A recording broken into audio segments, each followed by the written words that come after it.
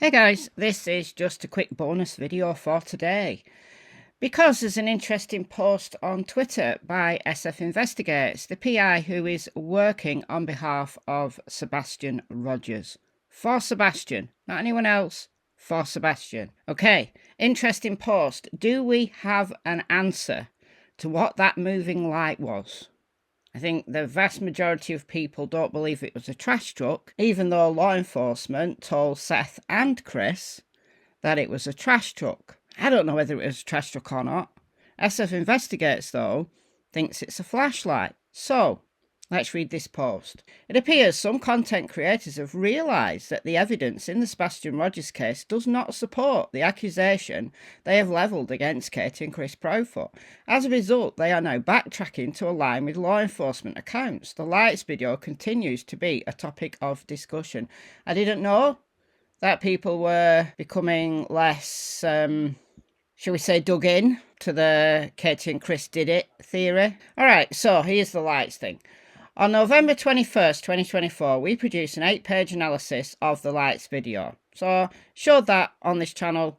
Go back and check my previous videos from around that time. This analysis utilised pixel measurements throughout the entire video to determine the exact shape of the lights and the distance each pixel maintained from others. This allowed us to establish whether two different sets of lights were mounted on a vehicle, maintaining consistent separation regardless of movement on the screen, or if the distances varied laterally or vertically. We also measured the colour temperature of each light and analysed other critical factors. This analysis report was publicly posted over a month ago prior to the recent resurgence of discussions about the lights video. Our analysis concluded that, of the two lights drawing the most attention in the video, one was a fixed mounted light. It looks like it's moving in the clip that Nick Berris posted back in whenever that was, March. Well, it was a long time ago, March, April, I don't know. Anyway, yeah, it looks like it's moving because the person is recording their screen, you know, the screen that's showing the lights on their phone, and their hand's moving a little bit. So it looks like it's moving when it isn't. But the other one is genuinely moving. And that, according to SF's analysis, is likely to be a flashlight being moved around the area. I've attached a copy of this analysis report for reference. So you can go to SF Investigates on Twitter and download the whole report. It's only 8 pages. It's easy to read.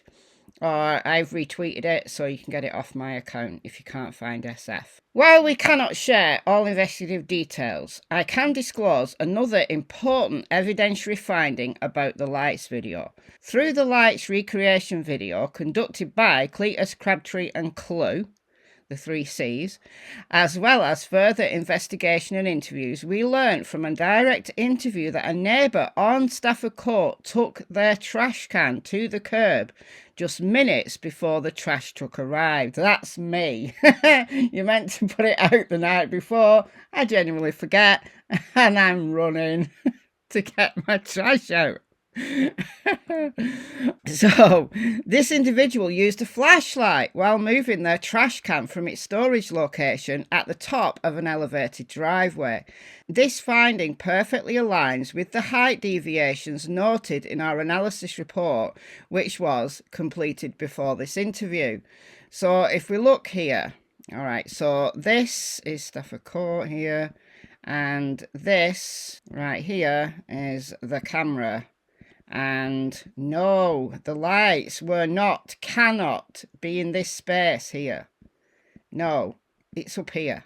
Now, I did a video with an overlay that isn't perfect. It's not perfect at all because you're having to take what you're overlaying the screen against off Google. So it's not perfect, but it looked to me like the light's in here somewhere. Right along here. But I think we were all hoping that it was Sebastian. And if it was Sebastian, he's just like across the road from his house, or where did he go?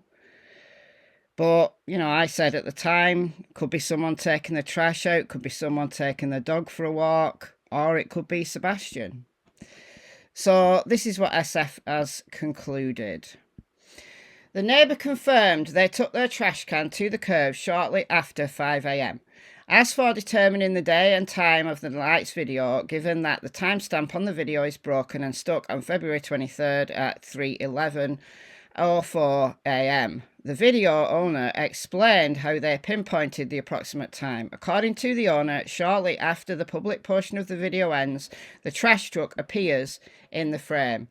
Trash collection occurs on Mondays, and this was the first Monday since the timestamp broke. We know the trash truck was in front of the Proudfoot's home at 5:12 a.m, making it reasonable to conclude the lights video was recorded between 5:10 and 5:12 a.m. The video owner had repeatedly confirmed that the trash truck enters the frame moments after the public segment of the video ends.